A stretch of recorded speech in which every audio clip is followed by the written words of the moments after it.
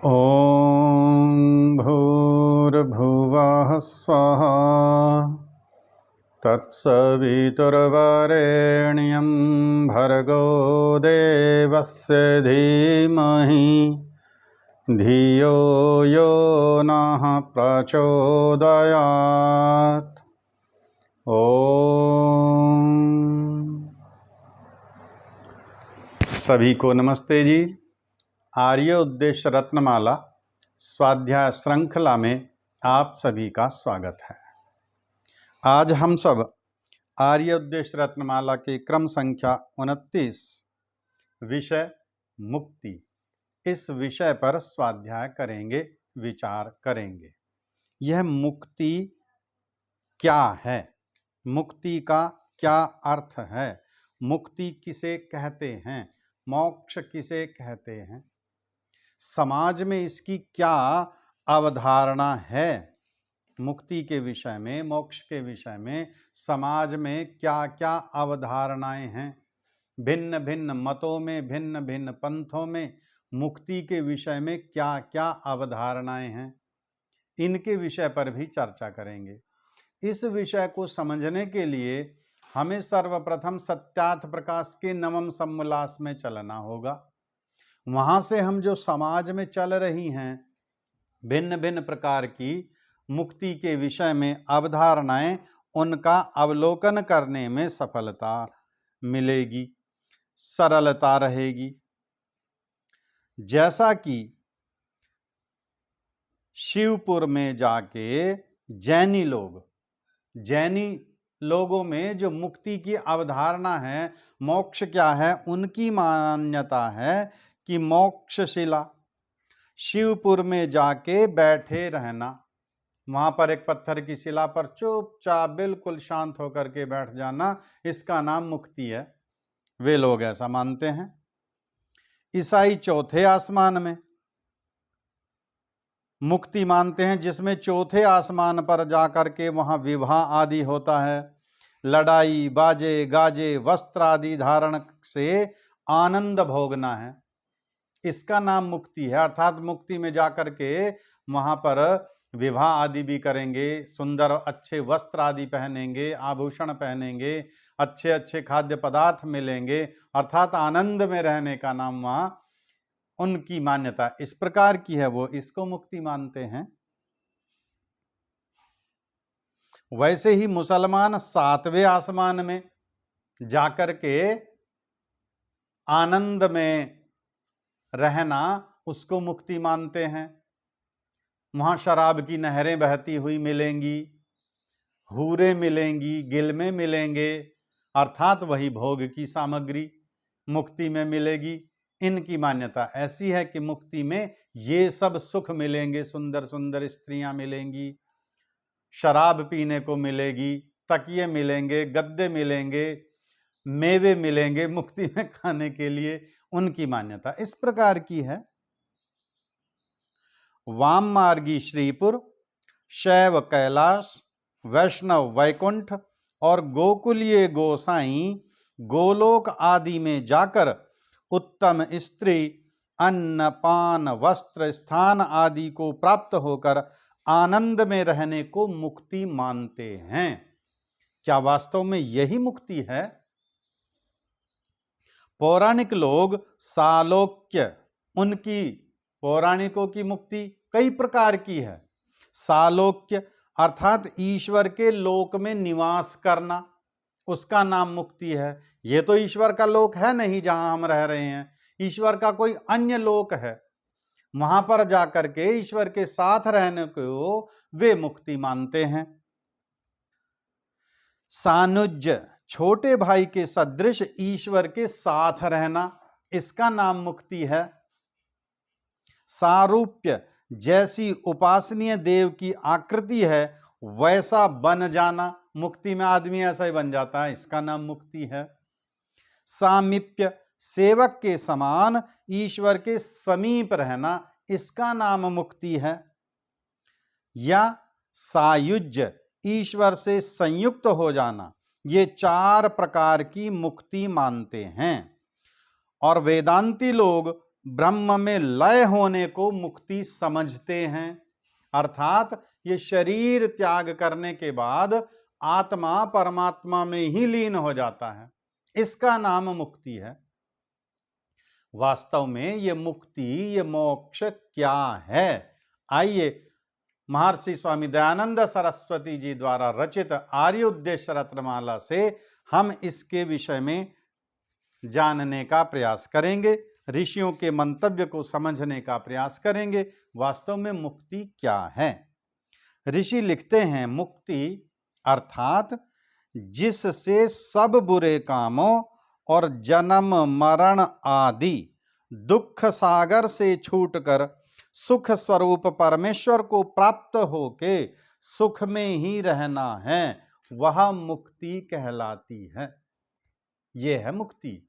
अर्थात सब बुरे कामों से छूटना, प्रथम जितने भी पापाचरण हैं उन सब से पृथक हो जाना, उनसे अलग हो जाना, उनसे छूट जाना।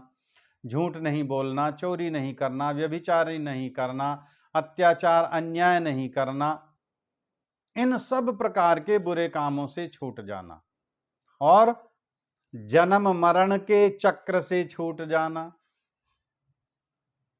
जन्म होगा तो फिर कर्म भी करने पड़ेंगे, कर्म अच्छे बुरे होते रहेंगे, अच्छे बुरे होते रहेंगे तो उनका फल भोगने के लिए पुनः शरीर धारण करना रहेगा। इसलिए जन्म मरण से भी छूट जाना है और जन्म मरण से छूटकर, दुख सागर से छूटकर, जन्म मरण आदि बार बार जन्म होना, बार बार मरण होना, ये दुख सागर ही है। और इस दुख सागर से छूटना, छूटकर सुख स्वरूप परमेश्वर को प्राप्त होके, और फिर जब जन्म मरण से छूट गए, समस्त प्रकार के दुखों से छूट गए, फिर उस परमेश्वर को प्राप्त होके सुख में ही रहना मुक्ति कहती है। फिर किसी प्रकार का कोई दुख है ही नहीं। कठोपनिषद में आता है, स्वर्ग लोके न भयम किंचित नास्ति न तत्र त्वयं न जर्या विभेति। वहां किसी प्रकार का कोई दुख ही नहीं, न भूख लगती, न प्यास लगती, न सर्दी लगती, न गर्मी लगती, न मान का डर, न अपमान का किसी प्रकार का कोई विषय ही नहीं है।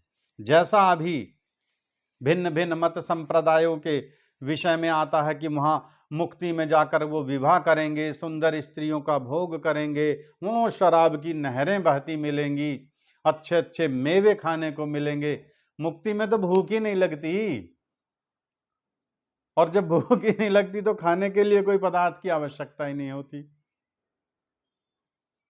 स्वर्ग लोके न भयम किंचित नास्ति, किसी प्रकार का कोई भय नहीं, न भूख का, न प्यास का, न सर्दी का, न गर्मी का, न जन्म का, न मरण का, न बुढ़ापे का, न रोग का, किसी प्रकार का शोक ही नहीं। केवल सुख स्वरूप परमेश्वर को प्राप्त होकर सुख में ही रहने का नाम मुक्ति है। यह है मुक्ति। अर्थात जब ये स्थूल शरीर छूटेगा, स्थूल शरीर के साथ साथ सूक्ष्म शरीर भी छूट जाएगा, और सूक्ष्म शरीर भी छूट जाएगा, तब आत्मा कैवल्य को प्राप्त करेगा और परमपिता परमात्मा की व्यवस्था से निर्बाध गति से कहीं भी बिना रोक टोक के आना जाना उसका रहेगा, स्वतंत्रता पूर्वक विचरना, इसका नाम मुक्ति है। सत्यार्थ प्रकाश के स्वामंतव्य प्रकाश में ऋषि दयानंद लिखते हैं, मुक्ति अर्थात सर्व दुखों से छूटकर बंधन रहित सर्वव्यापक ईश्वर और उसकी सृष्टि में स्वेच्छा से विचरना। अब उसकी सृष्टि कहां कहां पर है, कितनी बड़ी सृष्टि है, अभी तो हमें सृष्टि का ही नहीं पता कितना विस्तार है। इस पूरे ब्रह्मांड में अनेक आकाश गंगाएं, एक एक आकाश गंगा में अनेक अनेक पृथ्वीलोक, पृथ्वीलोक अर्थात ये सौर परिवार। और अब आत्मा चाहेगा तो सूर्य पर जाएगा, अब आत्मा चाहेगा तो चंद्रमा पर जाएगा, अब आत्मा चाहेगा तो दूसरी पृथ्वी पर जाएगा, अब आत्मा चाहेगा तो समुद्र की गहराइयों में कहीं भी निर्बाध गति से आ जा सकता है, कोई बंधन नहीं है। अभी सूर्य पर नहीं जा सकते चंद्रमा पर जाने के लिए भी एक यान की आवश्यकता होगी, विशेष वस्त्रों की आवश्यकता होगी, अंतरिक्ष में जाने के लिए विशिष्ट विमान की आवश्यकता होती है।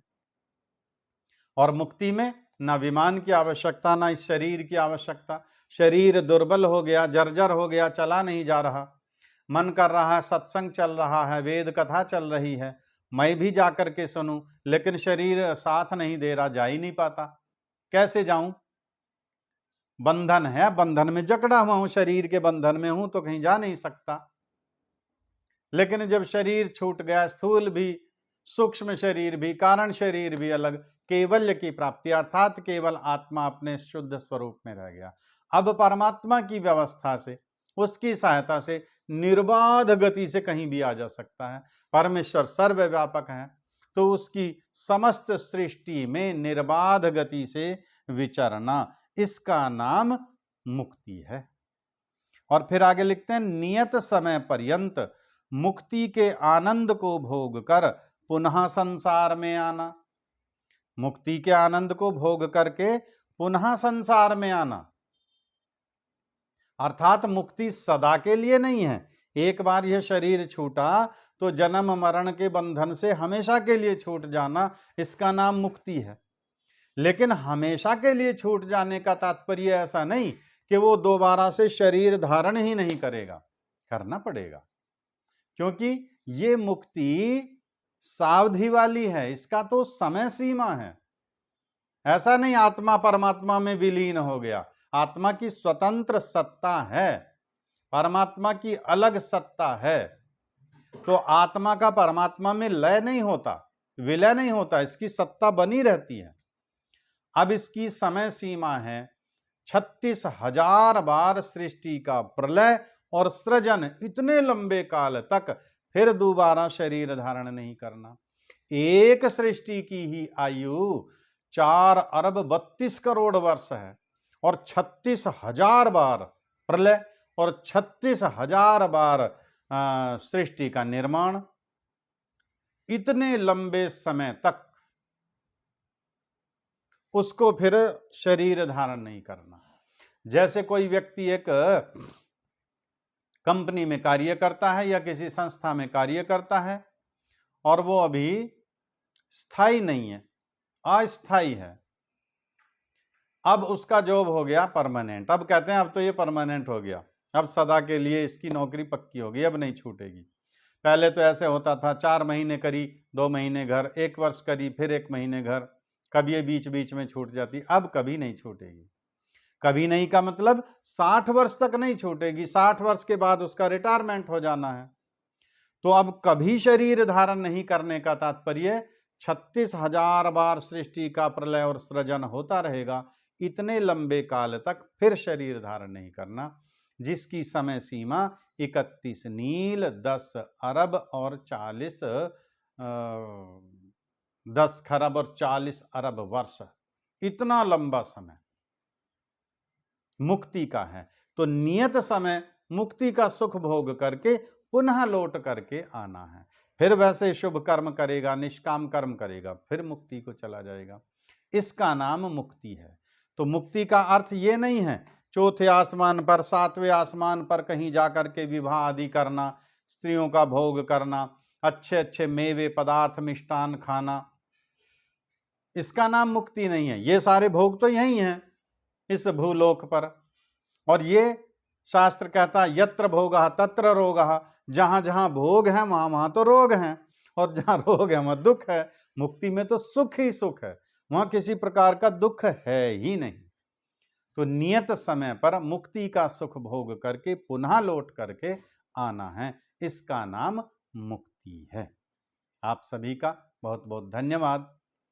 आप चाहें तो इस विषय को, इस वीडियो को अपने मित्रों को, संबंधियों को प्रेषित कर सकते हैं, ताकि सभी को सत्य का परिज्ञान हो सके।